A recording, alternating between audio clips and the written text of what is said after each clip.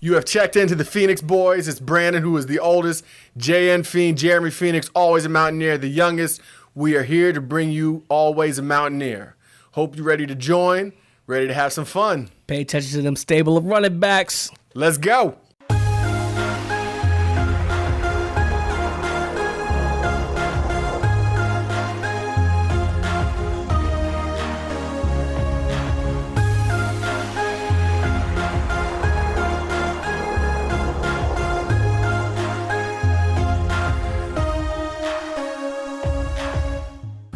It is time to talk about the stable.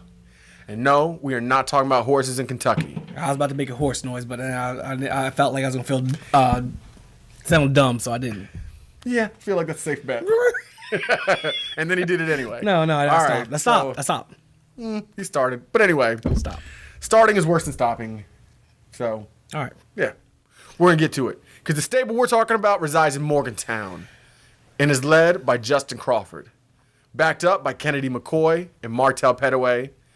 And Tevin Bush is a sterling freshman that we think can be real exciting. Man, we are excited about the running backs that are going to be supporting Will Grier. So we're going to talk about all the running backs that we have here at West Virginia. I'm just excited.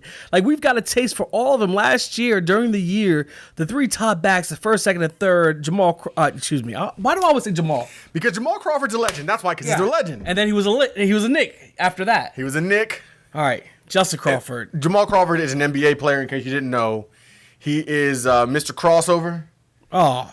Sixth man of the year. So sick. Never played for the West Virginia Mountaineers. But he ain't got nothing on Justin. No. Justin Crawford, Kennedy McCoy, Martell Pettaway. All three of them were able to debut a little bit of what they could do on the football field last year. That's the reason why I'm so excited. Well, the thing about it, too, the way you're describing it is, it was frustrating because we had to burn the red shirt of Martell Pettaway. No, it was. Because of injuries. Because Russell Shell was injured, because Justin Crawford got injured, we ended up using Martell Pettaway early in a way that we did not anticipate, but it paid dividends, and we got a glimpse of the future, and now we're going to get a return on that investment. No, 100%. These guys balled. It didn't matter. Like, people always say next man up. Every team across the country, next man up, doesn't matter, next man up, and they know good and well they don't need next man up. It's one of those cliches. Everybody has next man up. They go home and cry in their pillow when their guy goes down. And some of them are next boys sitting right back down. Okay. Yeah, but at West Virginia last year, we had next man up. These dudes balled. These dudes played. That's why I'm so excited. So no matter who you go to, like Justin Crawford, he loves it. He loves Jamal. Shout out to you, Jamal. Justin Crawford, he has some big games. Obviously, the first one that we think about is the Oklahoma game where he had over 300 yards rushing. 331 to be exact. But he was just showing what he could do. That's the thing. He was so explosive. The thing that I love about that game was that he wasn't even healthy. 331 yards in a game where he wasn't even healthy. That shows you not just talent, not just ability, but toughness. No, yeah. And in a state full of people who are always working to overachieve, always working to overcome, Justin Crawford showed that he's one of us in spirit. And now we're going to get a guy who's gained weight, he's gained mass, he's shown that he's, as Big 12 newcomer of the year, he understands now how to play at this level. He's going to be ready to explode. And we're not the only ones who think that. I say over and over again that I'm not a homer. The way I know I'm not a homer is that he's been named to the Maxwell Award watch list. He's been named to the Doak Walker Award watch list, the Doak Walker being the best running back in the nation, the Maxwell being the best player in the nation, he along with Will Grier. The nation has taken notice. The Big 12 took notice. We are ready for the explosion. We're ready for Justin Crawford to do even more than what he did last year.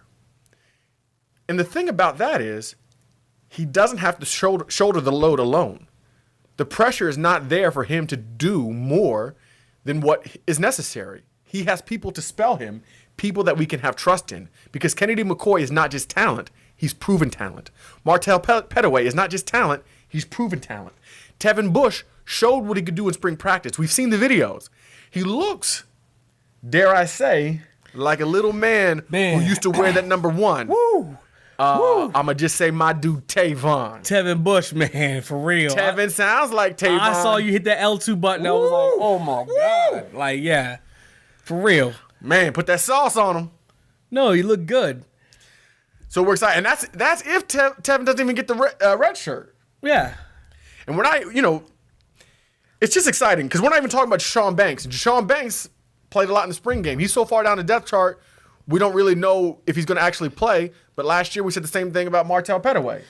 Yeah, this is true. And we're not. I'm about to go. No, I interrupted you. No, go ahead. Well, see, Finish your point. I was gonna switch it up. My bad. Age and beauty before youth. But anyway, that's just a joke. We're not even including big Elijah Wellman. We think of him as a blocking guy. Yeah. But he comes out of the backfield and receives the ball. He's able to get yards in short yardage situations. And I defy you to find a man tougher than big Eli Wellman. And again, this is something that Jeremy has made clear our view on this. But there's something about a man who understands the importance of what it means to play for our state. And Elijah Wellman, he recognizes what it means to play for our state. And here he is in the backfield. Here he is representing for West Virginia. So we cannot leave him out when we're talking about this. No, you got to show him love. What I love about Justin Crawford is he was, third in the Big 12 in rushing last year, number 38 nationally.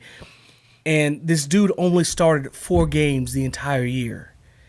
For me, when I look at his potential, and I scratch that. I don't like the word potential. I was watching ESPN the other day, and somebody made a great point, and they said potential is something that's unrecognized. The better word to use is, I love his ability.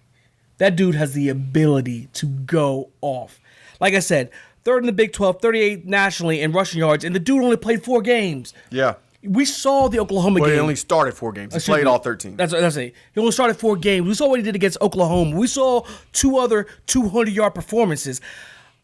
I'm just excited to see what happens if he stays healthy. Now, with that being said, I know there's a lot of potentials, All-American, and people keep touting for this and that, and this is where me and you kind of defer. You mean, yeah, where we have a difference of opinion on this. We try not to talk too much pre-show. We talk about what the show is going to be about, but we try not to talk too much because we want this to be organic. Now, you feel about Justin. Go ahead.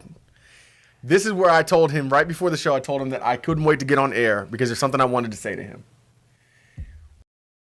Started to talk, and he shut it down. He's like, no, let's stop talking. I said that I didn't know that Justin was going to reach the potential of the Doak Walker, the Maxwell, the first team all Big 12, all the hype that that everybody's been talking about. I didn't know that he was going to reach that because we're so deep. We're so deep. We called this, at running back, we're so deep, and we call this whole show the stable. Because I looked at Kennedy McCoy, I looked at Martell Pettaway, and I thought, is he going to get enough touches? Anthony from Section 304 podcast, he was talking about hoping that Justin Crawford gets 25 touches a game. And I just thought, I don't know that that's possible between how many times they're going to, which I want to say this up front. I don't know how often they're going to actually, we don't know what the percentages are going to be as far as the balanced offense. No, we don't. Because, one, Dana's not going to be calling the plays anymore. Yeah. Spavital's never had a running back room this deep. Yeah. The dynamics are so different. We really have no idea. And they want to keep it that way. They don't want us or anyone else to know. Okay. So we don't know. Yeah. But I believe that it was not, I didn't think it was today, Junior. Come on now. I didn't think it was possible that Justin Crawford was going to get 25 touches a game. But as I did more research and as I thought back more and more, I realized Justin Crawford's on a way different level than Kennedy McCoy and Martell Pettaway. I was a moron. And it's not disrespectful to He's Kennedy. trying to take away my championship. Look, I was all about you. I'm about 50 Seawalk on him. Everything else. Drop the belt, John Cena. You can't see me. And he gonna come here and be all remorseful. I'm giving him props. He was right. Like Rocky in Rocky 5. If I could change, and you can change, he can change, then you can change. See, I should have told nothing pre-show. I should have told nothing pre-show. Nah, this is real talk. Go. This is real talk. What happened to me is I remember the days of guys that we love and respect, Dustin Garrison, Andrew Bowie, people who could start for WVU and help us. We could win games with those guys. But those guys were not Justin Crawford, not even close. They weren't Wendell Smallwood. They weren't. They could start for WVU, but they weren't stars for WVU. Justin Crawford is a star. And Kennedy McCoy and Martell Pettaway, they can be stars, but they're sophomores. They are true sophomores. Justin Crawford, man, he can go off this year, and he's going to be the load-bearing back. Do you know who he reminds me of? Well, you said before Steve Slayton, and I told you before that was the wrong guy. I think that's a little wrong. I feel it was like definitely wrong. I do feel like he's a very north and south runner. He's a naturally north and south runner. I feel like, and he's maybe he doesn't have the top speed as this dude. Who? Jamal Charles. Yeah, that's a much better assessment. I was watching it. Don't they? Yeah, that's a much better assessment. Just the way they move and the way they explode. Because he's not like Steve Slayton. Steve Slayton is a one-cut go guy. No, I agree. And Justin Crawford is not. Justin Crawford is not like that at all. And that's not to say It's not to say good or bad about either guy. They're just different styles. I will say this, and I know we're on Justin Crawford and how he's a man.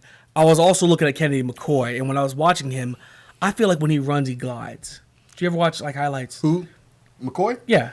Yeah, no, I love the way he runs. He has this effortless glide to him. It almost reminds me of like this like Shady McCoy. I'm not saying he's shady. He's not shady. He doesn't run like Shady McCoy at all. I'm saying his gliding. Oh. Like I feel like there's some people like are like choppy or like when he runs, it's just like you. I don't know. No, I mean McCoy is more straight up and down, long strides. Kennedy McCoy, Shady McCoy is lower to the ground, shifty running. He's always shifty. Everything. I just feel like he's so smooth. He might be smooth. That's the thing. I feel like Kennedy is very smooth. He might be smooth, but in the way he attacks. Maybe I'm wrong. You guys can tell me that. Yeah. I don't know. The thing, my favorite thing about this running back room too, besides the depth, is how different all the running backs are. Yeah. Because I don't think any two of them are. I think they're all four very different running backs. Tevin Bush is that shifty, that East-West guy. East-West guy. Yeah. Pettaway's going to run through you. Like you said. MJD? Yes. Yes. Yeah. Came up with that one, too. That was on point. Pettaway? Yeah, Pettaway. Yeah. 5'9", 208. He's a ball with a little big explosion. Yeah, MJD was like 5'6", though, wasn't he? Maybe. And like... But they're just all different. They're all different. They're going to give you something different, and I like that. And that you can give that change of pace. It's like a pitcher with different pitches. You get the curveball. You get this fastball. So here's the thing, and I didn't think about this before I came on. So is Wellman the 4th and 1 guy? We're playing Texas. We're on their 40-yard line. You know how I feel. It's 4th and 6 inches. Listen, you know how I feel about 4th and 1. You know my strategy on 4th and 1. You know my strategy about 3rd and 1. Okay, listen, Mountaineer Nation, if you've not heard this, my opinion on 4th and 1, especially if you have a mobile quarterback, 4th and 1 should always be a run-pass option. Always. 3rd and 1 also. Because on 3rd and 1 or 4th and 1, if you have a run-pass option, the defense has to make a decision. And if something breaks down, the quarterback can run for the first down. If everybody's covered, he can run. If the run is stuffed, he can throw. You limit yourself if you run the ball. If you run and it's stuffed, you're stuck. If you pass, and it's just a pass, and even then, he can still run. It should always be a run-pass option. Always. Okay, run-pass option. We get you. But if you were running the ball on 4th and 6 inches... Then you made the wrong decision, but, okay. If you made the wrong decision, then... Okay. Wellman? Is Wellman the man? Yeah, I give it to Elijah. Give it to Big Elijah. Okay. All right. There we go. I mean, who's tougher than him? And he's got the experience. He's been there before. Give that man the ball. We're sitting there looking at all three running backs. I said like all three players were able to show just highlights in different games. Kennedy McCoy in the second half of that Texas Tech game goes for 99 yards on 4 carries. The dude just went off. I think about Martell Pettaway. He had 181 yards in his debut. What is it, Iowa State? Mm-hmm. Like, I feel like we have real depth for the first time in a little bit. And I'm excited. That's our strength. Yeah. So I'm just excited to see what happens. When we wear these teams down in the fourth quarter, when we're pounding the ball away, for these fresh running backs, it's just exciting for us as Mountaineer fans. I'm excited. I saw college football talk. That dude had on Twitter had the nerve. He didn't have us in his top 5 in Big 12 offenses. I saw that. There really isn't. And I saw your response. There's nothing else to say. there's nothing else to say. You are no longer a legitimate source for Big 12 news if we're not in your top 5 for offenses. Yep. I mean, honestly. And I'm not a homer. If we're not in your top, we have a Maxwell Award watch list quarterback, Maxwell Award watch list a running back. We're not in a Outland Trophy Award watch list in Kyle Bosch on the offensive line. We're not in your top 5 offenses in the Big 12. That left side of the line is going to be nasty. Stop it. Please stop it. Just I'm asking Bosch. I'm asking you kindly, please stop it. Just stop it, college football talk. Please stop. Please stop. All right. That wraps up the running backs. We'll be back for the next show, the next main topic on the Raspy Boys Kids with the receivers. Throw it up, you. Thanks for listening and watching. Don't forget to like, comment, and subscribe. Check the links in the description for all our other media outlets. And no matter what you do, no matter what you heard, no matter what we said, don't forget, we also hate Pitt.